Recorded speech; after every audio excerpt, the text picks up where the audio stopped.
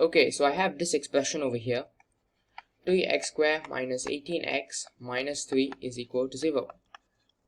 In this case, the coefficient of x squared is not 1. So before we complete the square, we have to factor out the 3. So first I'm going to write it in the form before. This should make it easier to see. 3x squared minus 18x. I'm going to leave the blank. Okay, close the bracket, minus 3, leave the blank, is equal to 0. Okay, so now, before, see here we cannot use the value of b over 2 square. We cannot do b over 2 square yet, because for this to work, the value of the coefficient of x squared should be 1, but it's not 1 over here, so we have to factor out 3 first. So 3 x squared minus 6x, leave the blank, minus 3 is equal to, minus 3, leave the blank, is equal to 0.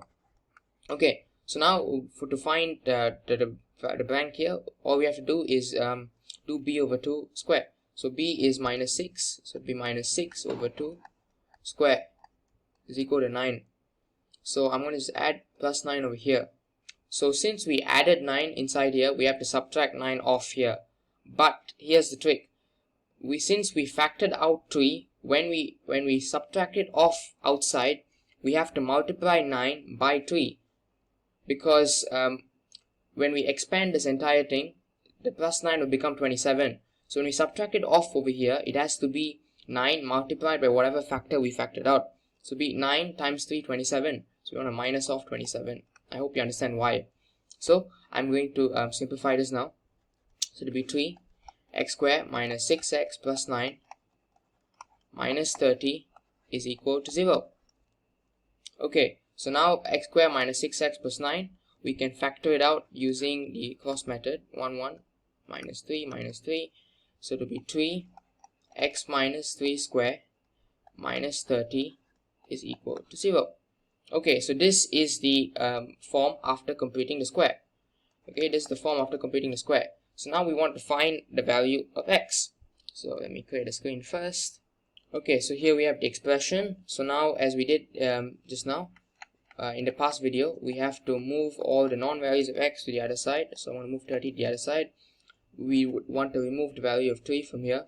So I'm going to divide 3 on both sides. So it'll be 30 divided by 3 is 10. So now it'll be x, we're going to square root both sides, is equal to the plus minus square root of 10. It will be x minus 3 is equal to plus minus square root of 10. It will be plus minus, it will be 3 plus minus square root of 10, and there will be two values of x. It will be x equals 3 minus square root of 10, and it will be x equals 3 plus square root of 10. So as I had said before, if we had used the quadratic formula to solve the equation, we would have also gotten these two values of x. So if we find a value, we find a coefficient of x squared that is not 1, we have to factor out and then subtract off the value of c multiplied by that factor before we can carry on with the usual steps. I hope you found this example useful.